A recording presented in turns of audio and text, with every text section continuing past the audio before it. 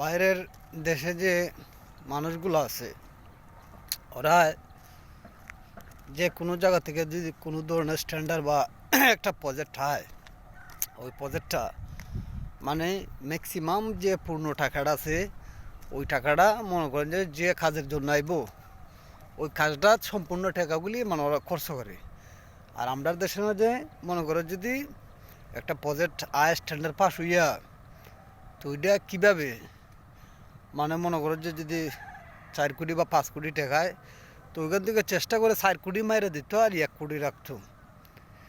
তে এগুলো মনে করে যে দেশও সুর বাট পারে বড়া লোভ লালসায় বড়া ওই দেশ উন্নত মানে যতই চেষ্টা করুক। যেমন সুমন ভাই, এই যে অভিগঞ্জের যে সোনারঘাটের যে সুমন ভাই, উনি একটা কথা একটা ভাষণে বলছে যে এই দেশও যদি কোনো ব্যক্তি ভালো কাজ করে তার ইজ্জত থাকবে না আর ওর জীবন নষ্ট হয়ে যাবে।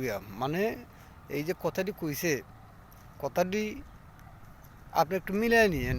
এই দেশও মন থেকে কইবেন যে কোন রাজাটায় কীরকম কাজ করছে, যে ভালো কাজ করছে ভাই এটা আপনিও কইতেব আমিও কইতেব, কারণ ভালো কাজ যে করছে তার গুণগানটা গাওয়া আমরা দরকার। আশা করি কথাটা বুঝছেন। সবাই সবসময় খালি জুট বান্ধা দল মিছিল দিলেই একটা নেতারে আপনি ভালো করতে পারবেন কীভাবে?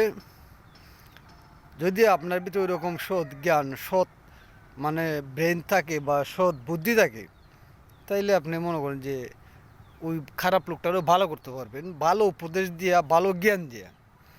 কিন্তু কিছু জিনিস আছে আর কিছু মানুষ আছে ওগুলো জন্মগতভাবে খারাপ, তো ওইগুলো আপনি ঠিক করতে পারবেন না, কারণ কয়লা দিলে কোনো সময় ময়লা যায় না, একটা কথা কয়। তো এইরকম কিছু মানুষ আছে, তো এইসব মানুষটি দিয়া কোনো সময় কোনো কিছু বুঝতে নাই, তা আশা করি লাভ নেই।